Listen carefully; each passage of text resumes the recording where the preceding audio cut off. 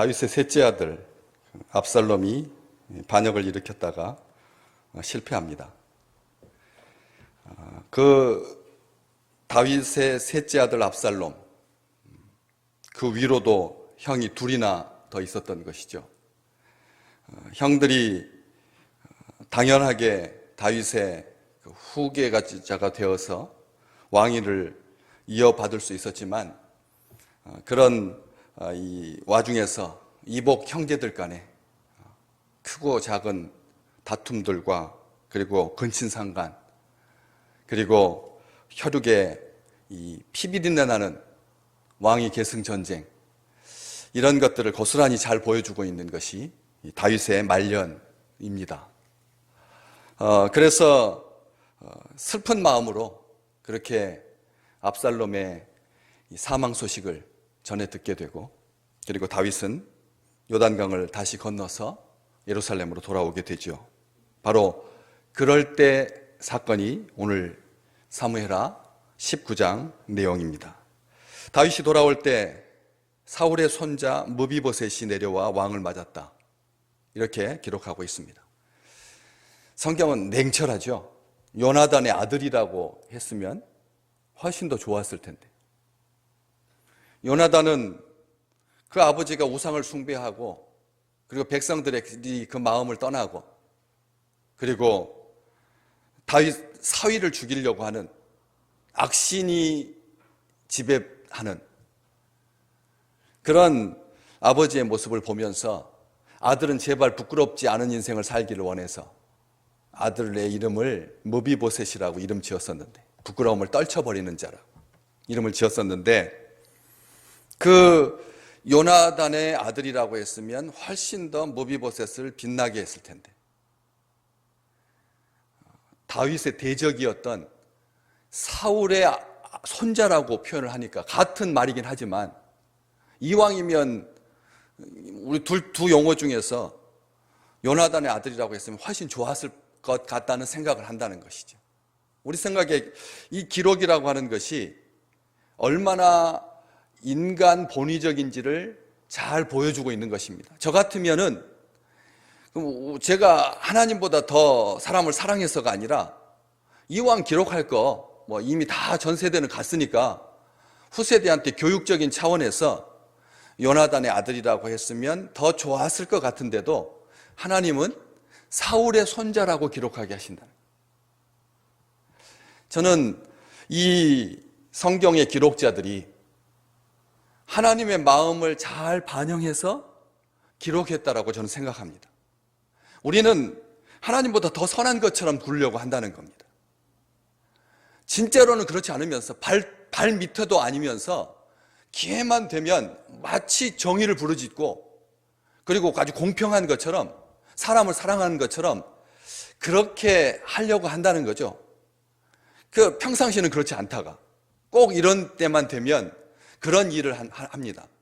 그런데 성경은 아주 객관적으로 사울의 손자 무비보셋이 내려와서 왕을 맞았다. 무비보셋은 압살롬의 반란을 이용해서 마음만 먹었다면 얼마든지 왕이 될 수 있었습니다. 당시 이스라엘은 유다 지파와 타 지파 간의 갈등이 계속 반복되고 있었습니다.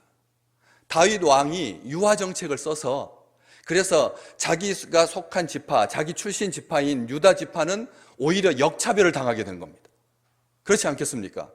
다른 지파들을 달래느라고 다른 지파 출신 사람들을 쓰면서 오히려 자기 지파 사람들을 챙기지 못하니까 이 극우적인 성향을 가졌던 강경파 유대지파, 그런 민족주의자들이 이 압살롬에게 붙은 겁니다. 압살롬을 왕으로 내세워서 유다 지파가 다시 한번 강력하게 해야겠다. 이제 은퇴할 날도 얼마 남지 아니하고 노쇠하고 낡아져가는 그 다윗 가문을 가만히 보니까 서두에서도 말씀드렸던 것처럼 이게 다윗이 이 밧세바 사건부터 시작되어서 우리아의 억울한 죽음, 그리고 이복 자녀들 간의 근친상간, 형제 간의 처참한 사륙전쟁, 다른 것은 다 고사하고도 아들이 아버지를 죽이겠다고 달려들지를 않나.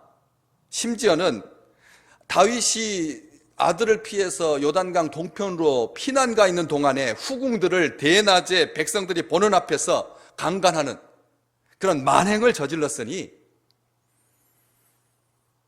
이스라엘 백성들이 다윗의 집안을 보면서 무슨 생각을 했겠습니까?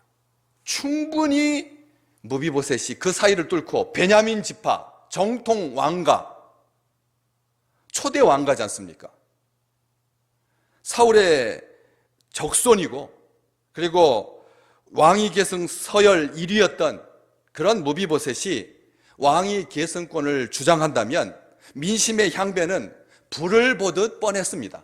그렇기 때문에 그런 기회를 이용해서 얼마든지 정권을 교체할 수가 있었습니다. 그런데 무비보셋은 그러지 않았습니다. 그렇게 하지 않았습니다. 그런 과정 속에서 다윗이 자기에게 베풀어준 은혜를 잊지 않고 다윗의 고난에 동참했지요. 오늘 24절 말씀에 보면 다윗 왕이 떠난 날부터 평안히 돌아오는 날까지 발을 맵시내지 않고 수염을 깎지도 옷을 빨지도 않았다. 이 표현은 발톱을 깎지 않고 발을 씻지도 않았다. 70인역은 그렇게 번역하고 있습니다. 이 표현은 당시 사람들은 샌들을 신고 발을 관리하여서 냄새가 나지 않도록 했습니다. 훨씬 통풍이 잘 되어 있기 때문에 발에서 냄새가 날 것 같지 않은데도 아주 각별하게 발을 신경 쓰고 관리했다는 겁니다. 그리고 수염을 정리하지 아니하고 그냥 길도록 흉하게 내버려 두었다. 옷을 세탁하거나 깨끗하게 하도록 세탁자에게 보내지 않았다. 이렇게 번역하고 있습니다. 이것은 애도의 표시인 겁니다. 애도의 표시인 것입니다. 고난에 동참하는 표시였습니다. 다윗 왕이 예루살렘을 떠났는데 이때다 올 때다 기회다. 지금 민심이 이미 이반되었으니까 이때만 잘 이용하면 이제 평생을 왕으로 살 수 있다. 이런 생각 갖지 아니하고 자신은 그 안에 있는 상황에 대한 그 슬픔을 온 삶으로 표현하고 있었다는 것이죠. 이것은 우리로 하여금 예표적인 그림입니다.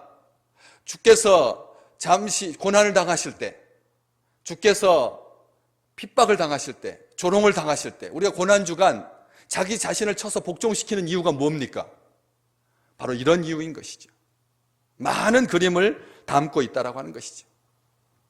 성경에 기록된 것처럼 25절에 예루살렘에서 와서 이렇게 기록이 되어 있어서 마치 이 무비보셋이 예루살렘에 편안히 있으면서 자기 권리를 주장하거나 왕의 식탁에서 먹는, 가족으로서 대우받는 그런 권리를 주장하거나 요행을 바라거나 압살롬의 동정에 기대거나 하지 않았다는 것입니다. 왜요? 어떻게 할 수 있습니까?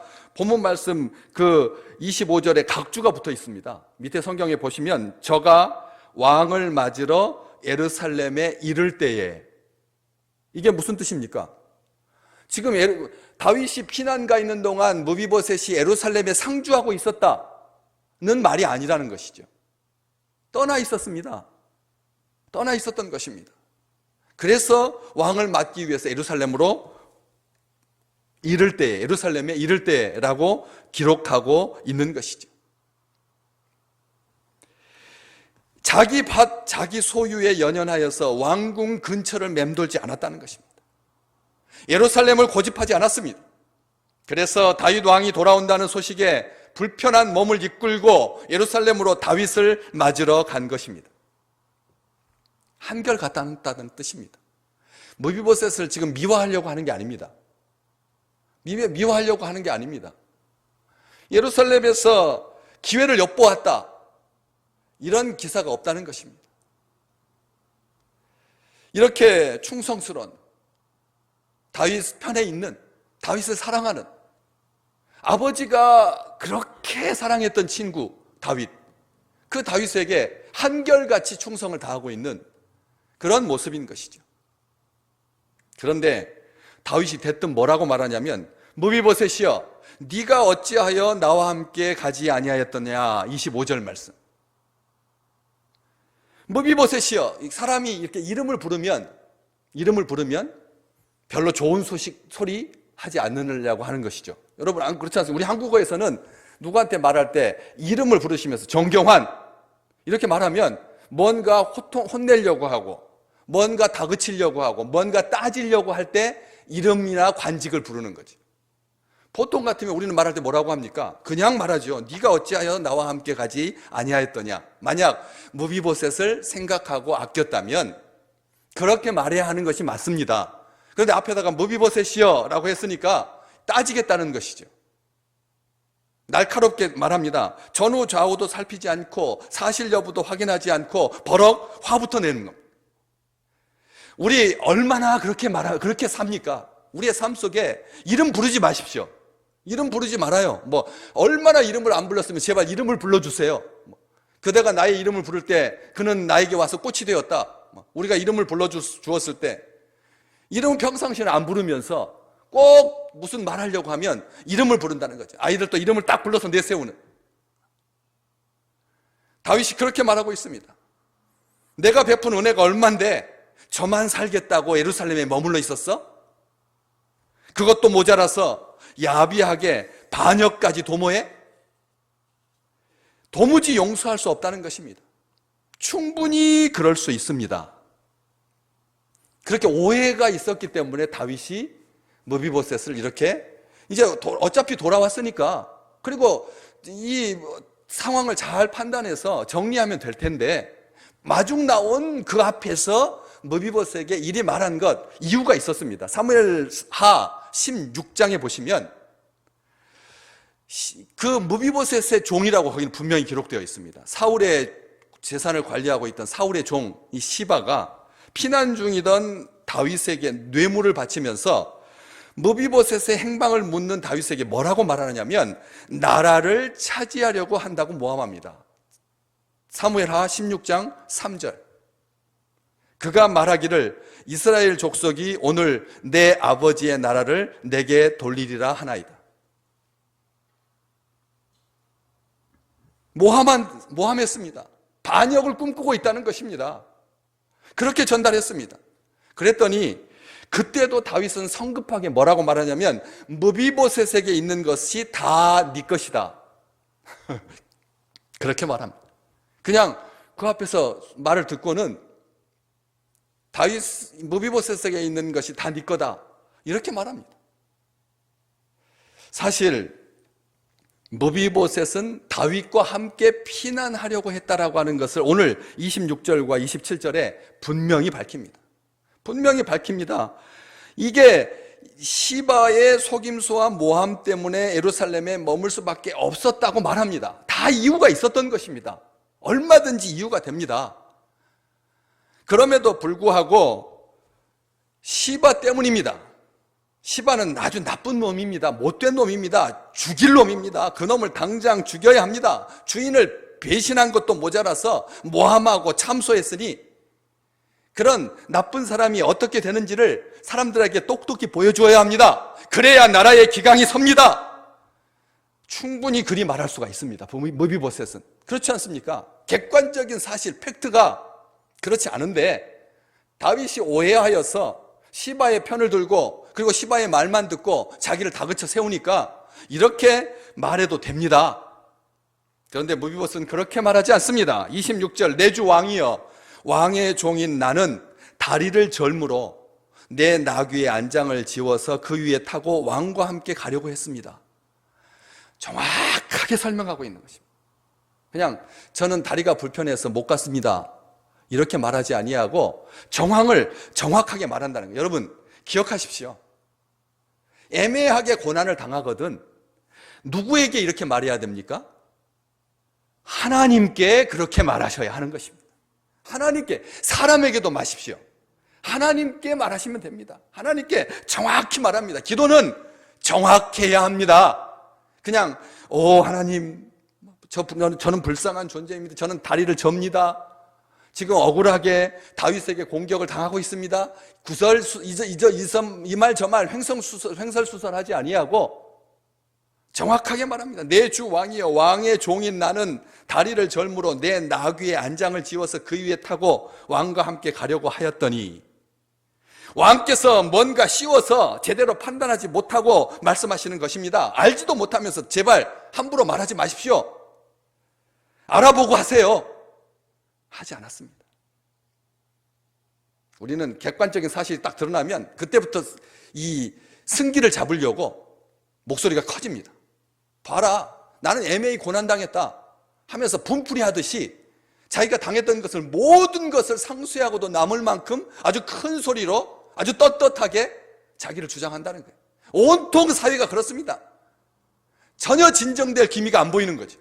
계속 이 사람이 화내고 버럭 화내고 또 사실이 밝혀지면 이 사람이 화내고, 그러니까 사회가 널뛰게 하듯이 그렇게 출렁이게 되는 것입니다. 머비보셋은 그렇게 말하지 않습니다. 왕에게 뭐가 쉬웠다고 말하지 않습니다. 시바를 계속 탓하지 않습니다. 왕의 종인 내가 다리를 절물어, 내가 나귀의 안장을 지어서 그 위에 타고 내가 왕과 함께 가려고 했습니다. 다 자기에게 말합니다.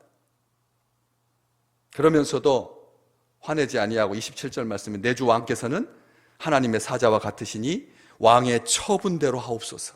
아멘. 아멘. 모든 원수 갚는 것은 누구에게 있다고요? 하나님에게 있습니다. 하나님께서 다 공평하게 행하십니다. 하나님보다 더 공평하겠습니까? 우리의 판관은 오직 하나님뿐이십니다. 너희는 어떠한 경우라도 사람을 판단하지 말라 하셨습니다. 자기가 설령 옳다 할지라도 뭐 다 옳겠습니까? 사람이 어떻게 다 의롭겠습니까? 그럼에도 불구하고 왕께서는 하나님의 사자와 같으시니 왕의 처분대로 하옵소서. 참 말을 예쁘게 합니다. 그렇지 않습니까? 말을 참 귀하게 합니다. 우리 말 함부로 하지 않습니까? 언어가 얼마나 거치면 나라에서 이게 우리가 국회 그 청문회만 봐도, 무슨 소위원회만 봐도 도대체 저는 이게 일부러 자극적인 용어 있는 부분만 편집해서 이렇게 해주니까 더 화가 막 납니다. 그렇지 않습니까? 전체 앞뒤를 다 끊어버리고 가운데 도대체 장관들이 뭘 얼마나 그리 잘못했다고 막 국회의원이라고 하는 이름으로 이 말을 그냥 말 하대하는, 말을 함부로 합니다. 아시지 않습니까? 장관들은 정중하게 대답을 하는데 묻는 자들이 말을 반말하고 그리고 함부로 하고요. 마치 명령하듯이 명령조로 말합니다. 자기가 국민인 양. 아니, 국민이면 더 조심해야지요. 국민이면 더 조심해야 될 텐데 이걸 가지고 막 하대하고 말 함부로 하고. 그래서 아이들에게 지금 국어 시간에 무슨 교육 시키는지 아십니까? 그런 말을 했을 때 어떤 심정이 들더냐. 그 인터넷에 올라와 있습니다. 어느 날 수업 받고 있는데 선생님이 다문화 이래 나와 그러더래요. 다문화. 여러분, 다문화 가정의 자녀들을 부를 때 다문화라고 불렀어요.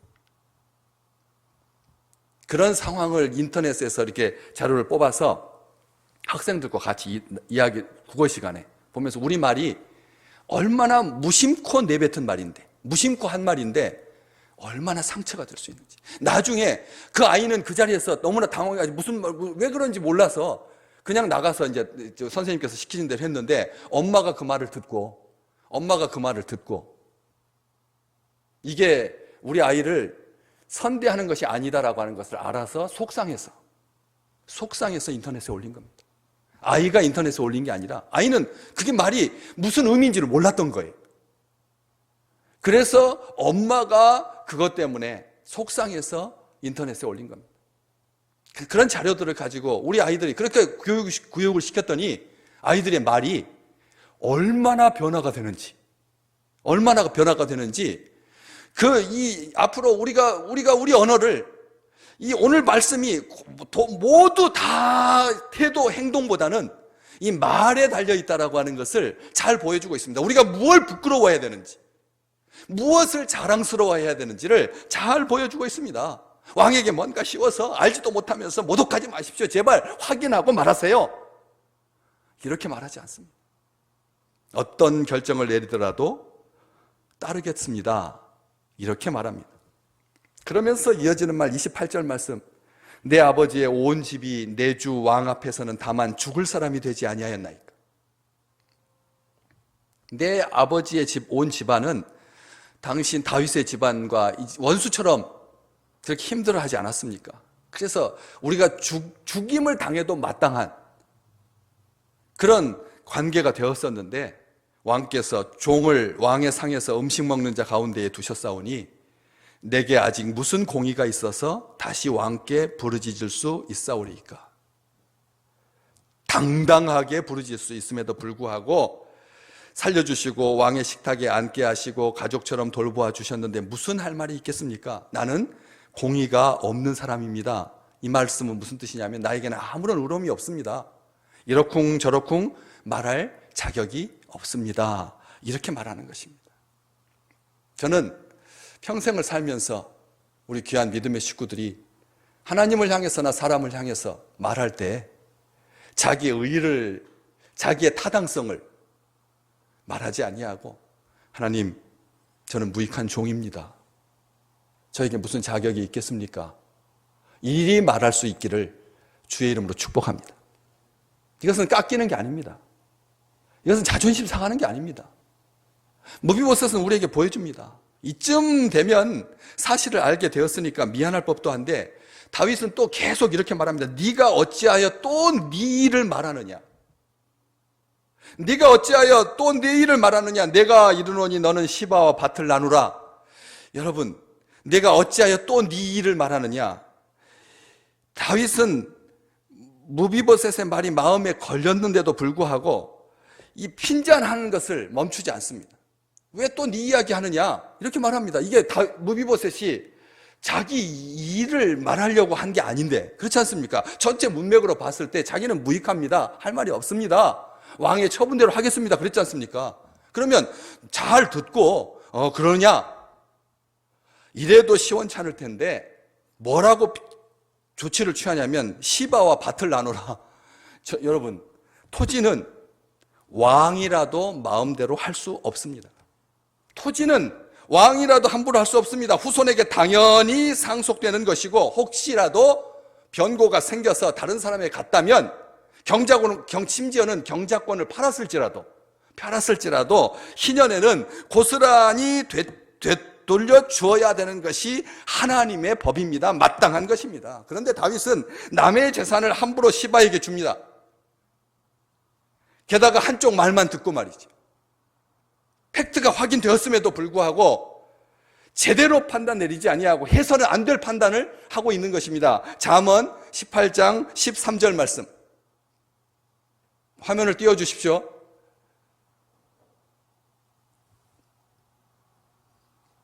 사연을 듣기 전에 대답하는 자는 미련하여 욕을 당하느니라. 사연을 듣기 전에 대답하는 자는 미련하여서 욕을 당하느니라. 우리가 얼마나 섣부르게 판단하고 그리고 함부로 판단하는지. 객관적으로 우리가 이 말씀을 읽을 때 그래서는 안 되는데도, 사리 분별력이 떨어진 것도 아닌데 왜 다윗이 이렇게 판단했을까? 저 같으면 화가 나서 왕이시여, 그럴 수 없습니다. 절대 안 됩니다. 왕께서 속아서 제 밭을 시바에게 주신 것 아닙니까? 이제 사실이 드러났으니 제게 돌려주십시오. 저 음흉하고 교활한 녀석 살려주는 것만 해도 황송해야 할 일인데 밭은 무슨 밭입니까? 발끈하지 않습니다. 화내지 않습니다. 화내지 않습니다. 왕께서 하나님의 법을 어기시려고 하십니까? 시바의 모함 때문에 피난 중에 경황이 없으셔서 제 것을 시바에게 다 주어라. 네가 무비보셋의 것을 다 가져라. 그렇게 말하셨을지라도 이제 정상적인 상태로 되었으니 정리해 주셔야죠. 이게 도대체 무슨 말입니까? 이렇게 따지지 않는다는 거죠. 참 바보 같은 사람입니다. 참 엉성한 사람입니다. 제 밥그릇도 챙기지 못하는 사람입니다. 이렇게 말합니다. 내 주 왕께서 평안히 왕궁에 돌아오시게 되었으니 그로 그 전부를 차지하게 하옵소서. 아멘. 오늘 설교의 제목입니다. 그로 그 전부를 차지하게 하옵소서. 전부를 차지하게 하옵소서.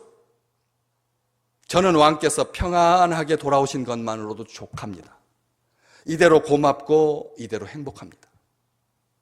재산은 시바에게 다 주셔도 괜찮습니다 라는 뜻입니다. 이런 사람이 있을까? 이런 바보 같은 사람이 있을까? 제 밥그릇도 챙기지 못하는 얼뜨기 같은 사람 아닌가? 반면에 시바는 떡 200개와 건포도 100송이와 여름과일 100개와 포도주 한 가죽 부대, 사무엘하 16장 1절에 기록되어 있듯이 이것을 가지고 다윗의 환심을 사고, 내가 무슨 뜻으로 이것을 가져왔느냐 묻는 다윗에게 왕의 가족들이 타게 하고, 떡과 과일은 청년들이 먹게 하고, 포도주는 들에서 피곤한 자들에게 마시게 하려 함이니이다. 사무엘하 16장 2절 말씀. 얼마나 품위 있게 말하고요. 그리고 근사하게 말하고, 우아하게 말하고, 걱정하는 것처럼 말하고, 그리고 위하는 것처럼 했습니다. 시바는. 그럼에도 불구하고, 실상이 밝혀졌음에도 불구하고 시바에게는 어떠한 징벌이나 제재는커녕 베냐민 지파의 기업인데 사울 왕의 땅 절반을 얻게 되었습니다. 다 차지했었는데 에이, 절반을 뺏기게 생겼네 라고 시바가 분해했을 수도 있습니다. 그렇죠? 이렇게 정리된다면 가가지고 다윗이 무비보셋의 것은 다 네 것이다라고 말하고 떠났으니까 얼마든지 자기 권리를 주장할 수 있고, 그래서 떠난 김에 다윗이 다시 왕이 되지 못하고 그렇게 끝났다면 압살롬이 다시 추궁할 때라도 이렇게 말해도 될 텐데, 그렇게 더 이상 시바의 이름이나 어떤 사연은 성경이 기록하고 있지 않습니다. 그게 다입니다. 성경은 그에게 더 이상 지면을 할애하지 않습니다. 그 후 무비보셋은 어떻게 되었을까요? 사무엘하 21장 7절 말씀에 보면 사울왕이 여호수아가 하나님과 맹약한, 여호수아가 이번에 전쟁에서 승리하게 해주시면, 가나안 정복 전쟁을 치를 때 이 전쟁에 기브온 사람들에게 속아서 내가 너희들한테는 절대 해가 가지 않도록 하겠다. 아시잖아요. 낡은 옷 입고 낡은 음식 가지고 와가지고 우리는 먼 거리에서 왔는데 하나님의 두려운 소식을 듣고 이렇게 왔습니다. 이 전쟁에서 당신들이 승리하게 될 텐데 우리를 보살펴 주십시오. 그래서 기브온 사람들하고 맹약을 했었음에도 불구하고 사울 왕이 이 기브온 사람들을 죽인 여호수아 때 한 약속을 지키지 않고 사울 왕이 기브온 사람들에게 악행을 저질렀었는데, 이로 말미암아 이스라엘이 3년 기근이 임하자 기브온 사람들이 자기 족속을 죽인 사울 가문의 후손 7사람을 대신 제물로 바쳐달라고 다윗 왕에게 구했을 때, 다윗은 요나단과의 약속을 기억하고 무비보셋을 제물로 내놓지 않습니다. 사무엘하 21장 7절이 바로 그런 내용인 것입니다. 무비보셋을 아끼고 라고 하는 그런 표현이, 그렇게 기브온 사람들이 사울의 후손 중에 이제 사울의 후손이 없거든요. 그러니까 무비보셋을 줘야 마땅한데도 불구하고 다윗이 그를 아껴서 내놓지 않았다는 것이죠. 그리고 역대상 8장 34절 이하에 쭉 보시면 요나단의 아들은 무립바알이라 무립바알은 미가를 낳았고, 이 요나단의 아들 무비보셋의 이름이 무비바알이라, 지난 시간에 말씀드렸던 것처럼 바알 파괴자, 바알을 부끄럽게 하는 용사, 악한 영과 싸워서 이기는 하나님의 군병이라고 하는 뜻이 무립바알이라고 했습니다. 무비보셋이 미가를 낳았다. 그는 인생에 사는 날들 동안 하나님께서 도와주셔서 영적 전쟁에서 날마다 승리하고, 그리고 아들의 이름을 미가라고 이름을 지어서 하나님께서 우리를 사랑하시고 우리를 아끼시며 하나님밖에 없으십니다 고백을 담아서 아들을 낳고, 그리고 35절 이하 쭉쭉쭉 미가의 아들들은 비돈과 멜렉과 다레아와 아하스이며 쭉쭉 이어가더니 역대상 8장 40절 말씀해 보시면 울람의 아들은 다 용감한 장사요 활을 잘 쏘는 자라. 아들과 손자가 많아서 모두 150명이었더라. 아멘. 하나님께서 그 가문을, 무비보셋의 가문을 축복하고 축복하셨어. 그래서 자손들이 많아졌다. 역대상 8장은 그렇게 기록하고 있습니다. 무비보셋은 다리를 절었지만 그의 후손들 가운데는 용감한 장사와 활을 잘 쏘는 사람들이 많았다라고. 아예 울람의 아들들은 다 용감한 장사요 활을 잘 쏘는 자라, 이렇게 기록하고 있습니다. 이것이 하나님의 공의인 것입니다. 우리는 절 수 있습니다. 우리는 아플 수 있습니다. 그러나 우리의 후손들이 잘 되시기를 주의 이름으로 축복합니다. 후천적 장애를 갖고 고난을 당하고 모함과 배신을 겪다 보면 성격도 어두워지고 세상 보는 눈도 부정적이 되기 쉽습니다. 불평 속에 살기 쉽습니다. 그러나 무비보셋은 그렇게 호락호락 악에게 지지 않았습니다. 바른 마음을 가지고 감사한 마음으로 살았습니다. 하나님의 은총을 입은 자로 살았습니다. 평생 이 같은 하나님의 은혜가 충만하시기를 주의 이름으로 축복합니다.